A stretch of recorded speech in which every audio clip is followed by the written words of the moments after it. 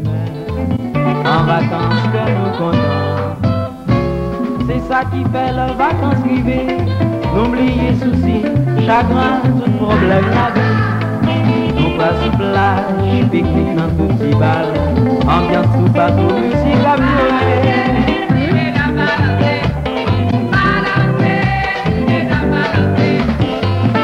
Bon soleil, nous prenons promenade. Ah oui, c'est vacances que nous comptons.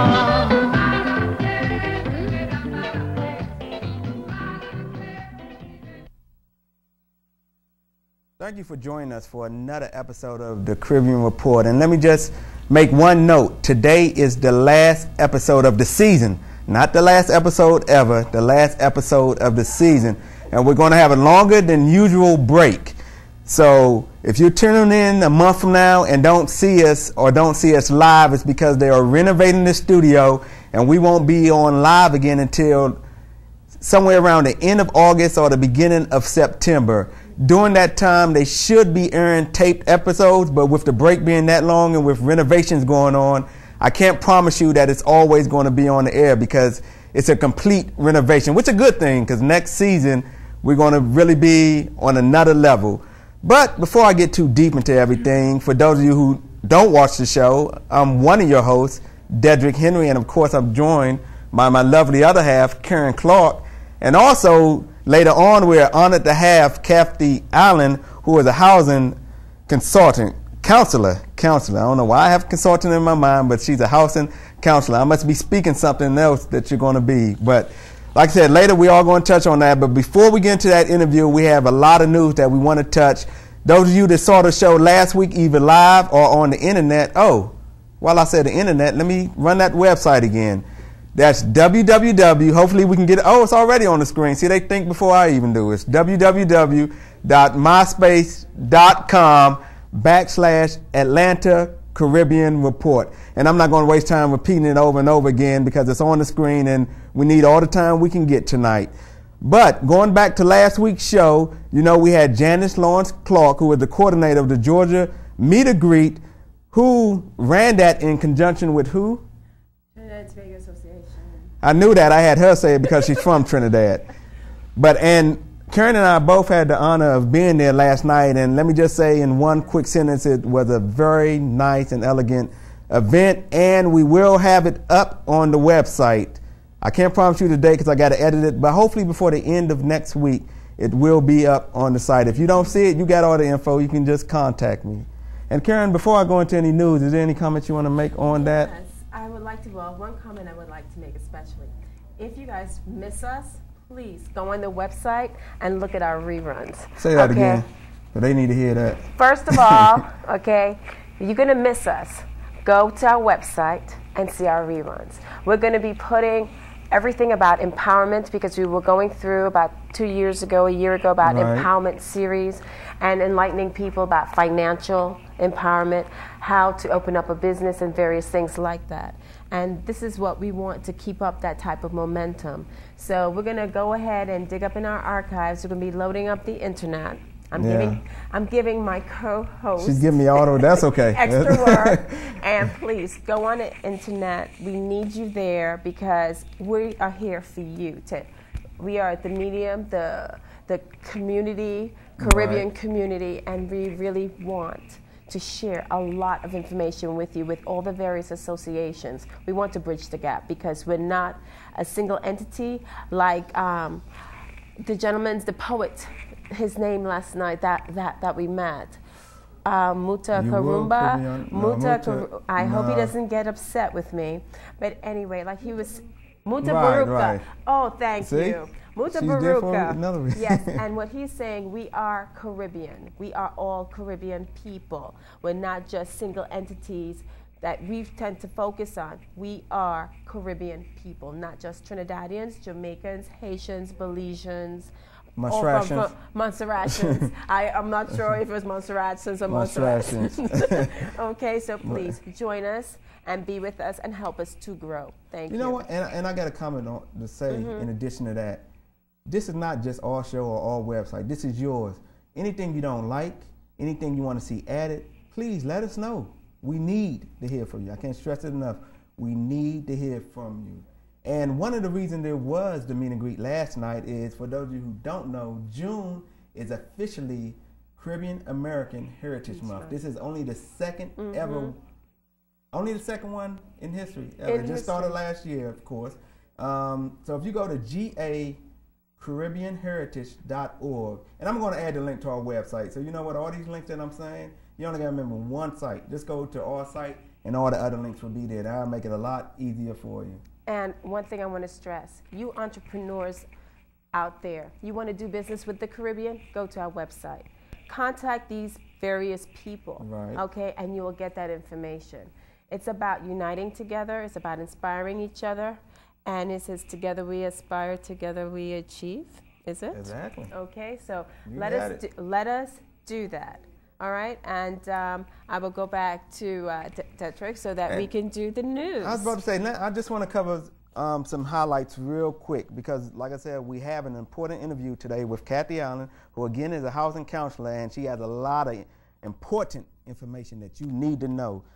The first story I want to talk about is, as many as you know, because we mention it every week, there was a conference in Washington called the Caribbean Conference, a 2020 Vision, which was basically Caribbean leaders meeting with President Bush. And the headline on this says, Caribbean leaders go home empty-handed but satisfied. I just want to read one quick point on this to say what they mean by that. Basically, well, for lack of a better time, this will be up on our site, but just to tell you right quick, the reason it says empty-handed because no promises was made. The only promise that was made is that we will meet again and discuss things further.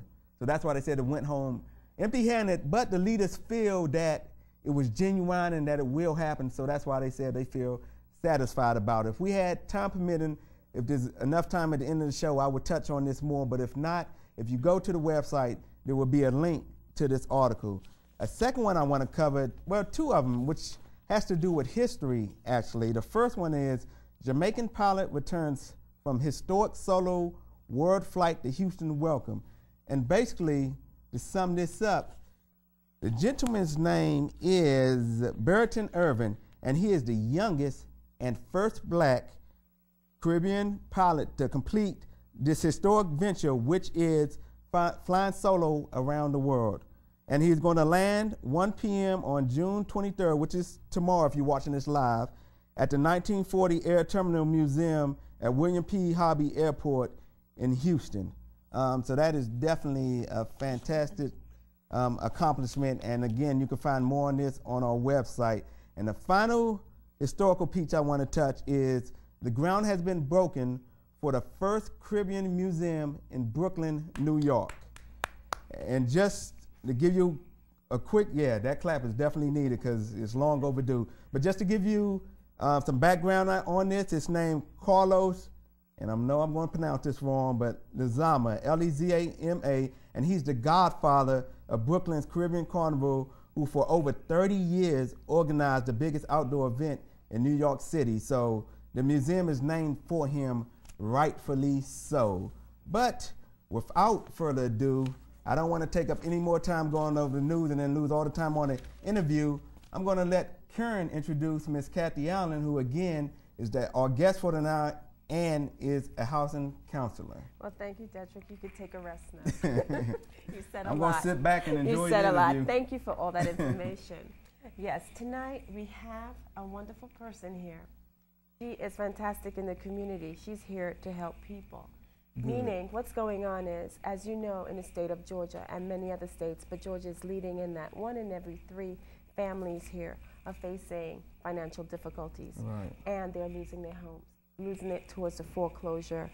And what Miss Allen does is she's a HUD counselor, and she assists people in this manner. And what I would like to know, a lot of people ask, well, what is foreclosure? What is, the consequences of it, and actually what is a HUD counselor? And you hear it a million times. Correct. And sometimes you see that on your mortgage statement, HUD counselor, but people avoid that. And I would like to welcome Kathy Allen, who is a HUD counselor, and I would like to ask her, hi Kathy, and what is a HUD counselor? Good evening. It's a a very easy explanation of this is, and I always use this, is that the way DFACS workers work with children is the way a housing counselor works with families on their houses. Okay. We are here basically having started out in 1968 as a government instructed entity to help the minorities not only to be able to buy their houses, but to afford their houses, maintain their houses, and most of all, keep the houses. Okay. It has widened a whole lot, and most of the states are now covered under the National Association of Housing Counselors and Agencies. This is the main not-for-profit organization that controls us. And what we are here for is to work closely with HUD and the Fair Housing Department to make things happen for the working class especially, who has to go out there, put in everything they have, buy their houses, have their kids, and be able to maintain what their investment is. Because to most people, it's a major investment of their life. Right. And in a lot of cases, the biggest investment of life. Another thing I would like to ask you, how swamped are you within helping people? Because we hear that Georgia is in foreclosures. It is a very unfortunate situation that Georgia is a state that you don't pay 90 days, you don't pay, you don't stay. Wow. Basically, there are so many things I would like as a housing counselor to see put in place. And it's going to take the community and the investors in the community to stop being greedy and start helping the needy. And why I say this is that the average person out there, we live in a work-to-will state. Right. So if I go to work tomorrow morning and my boss decides he doesn't want me, he doesn't have to give me any notice or anything, right? I'm a mother, I'm a grandmother, I have children. I gotta find a way of feeding them, clothing them, and keeping them on the shelter. And not to cut you off, but I'm glad you said that. That's an important point. This is a work-to-will state, and I have a lot of friends who didn't realize that until they got fired, and then realized there was nothing they can do. Okay. It's not really that there's nothing they can do, but here again, like I said, because of the system in Georgia, right. Some amends need to be made. Right. It needs to be mandatory that if you are buying a house, that you go to classes and you're trained. Right. Just as how you're trained to do other things, housing and keeping it, maintaining it, is also a learning experience. You find that most people lose their first houses, but they'll keep the rest because they've learned whether from experience or from asking questions. Right. And this is why I'm saying that there needs to be a must for you to be trained, right? Go to your classes, right? Do not just arbitrarily close on a loan for someone, right? They need to go through the housing counseling and what it provides for them. So you can do a credit counseling with them. Okay. You do a budget counseling with them. So this way you're able to say, okay, no, you can't maintain your house. Something is going amiss. And I know it's ironic and it doesn't sound, or it may sound strange to people, but there are plans in place and programs in place so you can keep your home. There are different methods of foreclosure prevention in Georgia. I am hoping to see the day when we are no longer under the 90-day plan, but we become like New York and Florida, where we have to be taken to court. Because most of the houses in Georgia, which is one of the highest foreclosure states, only go for 5,000, 6,000, basically under 15,000. They go to foreclosure. And some of these people are older folks who have owned their houses for 7 years, 10 years, 20 years. So all their investment are in these houses. Is there currently legislation in place to change that, this 90-day date? No, there's not. Okay. But there again, I think it is for the community to go to their councilman and ask, why can't we be a state where we have to go to court instead of losing our homes in 90 days? That's why it's very popular. We buy ugly houses. I have been in that sense, and that's why this is very dear to me. Foreclosed in my life. I mean, as far as you miss a payment. And if you do miss a payment, there are certain programs in place which I was told, forbearance, you may do forbearance or loan modifications. One thing that has happened is that people at one time being not understanding the system, they would run from their creditors. When something happens, they shut down and they don't seek help. And what they do is they just pack up their things and just leave the house. They don't know how to fight. So like Miss Allen says, and I have a short life experience as being a loan officer, you do need, even though there are first-time home buyer programs, but you do need to be mandatory. Only time some people may go to a first-time home buyer program is because they get a discount on their loans.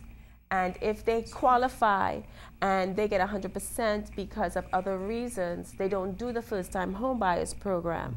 First-time home buyers program, yes, you do have to understand your budget, what means to your budget and your family, because under the lenders has a formula that says, okay, you qualify for X amount of dollars. But what happens is, this is what you qualify for, but they don't take the what ifs and the rainy days. And it entails everybody's salaries, the husband and the wife. So you're maxed out. So if anybody loses a job because of the type of state we live in, where's the recovery? Okay, so what happens is a family could be out in the street very quickly. So we do need to educate people.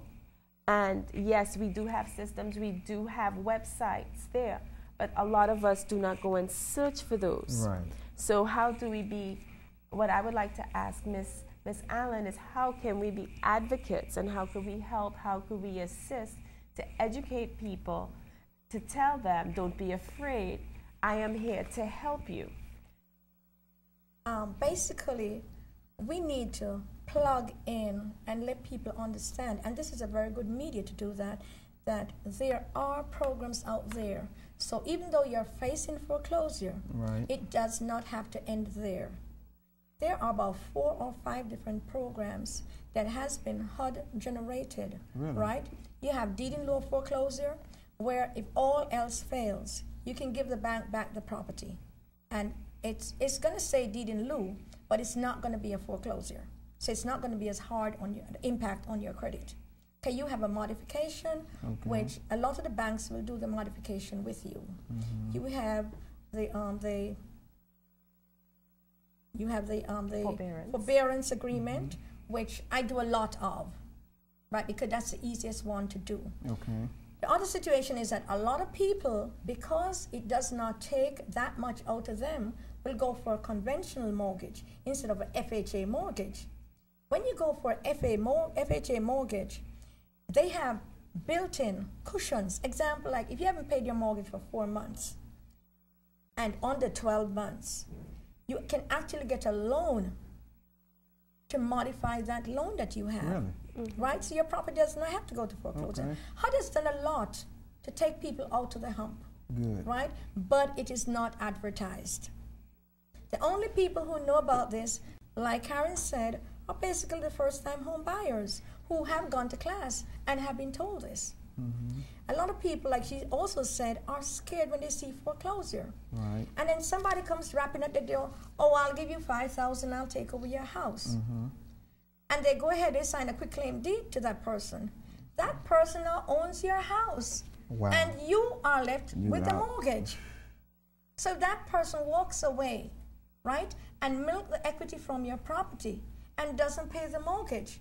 It's still your credit. And that's a big disadvantage. But because people don't know, they'll take that little bit of money and they'll move on and leave all that equity there.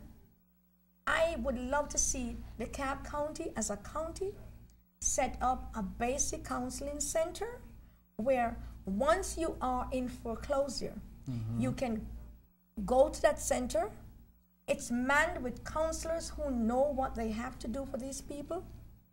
And if they need to get a loan to do it, that we have investment funds there to help these people on a one-on-one basis where the circumstances are checked into thoroughly before this is given to them. Right. But it would be such a wonderful thing for DeKalb County because we rate in the top 5 of foreclosure in the country. It's a shame. Now, unfortunately, we are already in our last few minutes of the show. Oh my goodness. Already. So are there 2 or 3 important points that you haven't addressed yet that you just want to give to our audience? No, I just want to reiterate that you need to get counseling when you're buying your house. Because one of the things that you don't understand, most people don't, even some of the loan officers don't understand it, is how to read your HUD. Your HUD is a settlement statement that you get when you close on your loan. And that tells you, okay, so the broker only charged you $1,000 on the bottom. But if you read, you may see where he charged you 3 points on the back end to get paid. Right? Yes. Being that I'm an ex-loan officer, and one of the reasons why I really had bad feelings about it is the same thing that Ms. Allen is also saying. They charge you on the front end and on the back end of the loan, which is unfair. You may have an interest rate that may be 5% interest. By the time you come around, they'll tell you you qualify for 8.5% because the lender pays the mortgage broker those percentage points to charge you, the consumer, a higher rate. To me, that should be outlawed. Okay. That should not happen. We should not pay for something out of ignorance that we don't know, and a lot of people don't know that. Myself and people in that field would know that. Miss Allen would know that, but the consumer doesn't. The consumer doesn't. And there's one other point I want to touch on right quickly, is that be careful of getting these interest-only loans. Okay. There is a cap on these loans, and you're paying, say, $1,200 a month. And you didn't even look at the fine print that you signed. And 1 year into your loan, you're told your payment is now $1,650 a month. Wow. It's there, you signed for it, you just didn't read what you were signing. But if you had counseling, you would have gone and looked at the fine prints of what you're signing. Can I step in on that too? It's very important. When you're at a closing attorney's office, the most important document you'll ever sign is that mortgage note. Please read the mortgage note. If it takes you 2 hours to read it, read it. That tells you in detail what type of loan you have. And you might walk away from the deal because sometimes you may be misled that you're getting a fixed rate and you really have a loan that is going to modify quicker than you think. And also about prepaid penalties. Yes, you need to understand about prepaid penalties. That should be outlawed on homeowners. If you're going to live in your house, you should never have a prepayment penalty on it. Right. That should be outlawed. There's so many things that we need to look into on the housing level in Georgia. Because we are a unique state. Right. I mean, I'm just thinking about what you said, a prepayment penalty. Yeah. Yes. So if you pay off your note, that's what I'm saying. Right, you and sometimes it goes up to 3 years, 5 years. If you pay your note off quicker, your charge is extra money because the mortgage company is not making that money on the loan. So they have a built-in cushion where they can extract it from you. Correct. And they do that especially if you're on a type of loan that is really not good for you anyway. And by that certain time, you're going to have to, your interest rate is going to go up. Right. So that way, they're doing it on the front end, back end. I mean, they're trying to squeeze you right in the middle. So what I would like to say also, we're going to have a wealth of information from Miss Kathy Allen. She's going to supply us with information. She can also be contacted, and we're going to have it on the Yeah, on we our have website. to have that.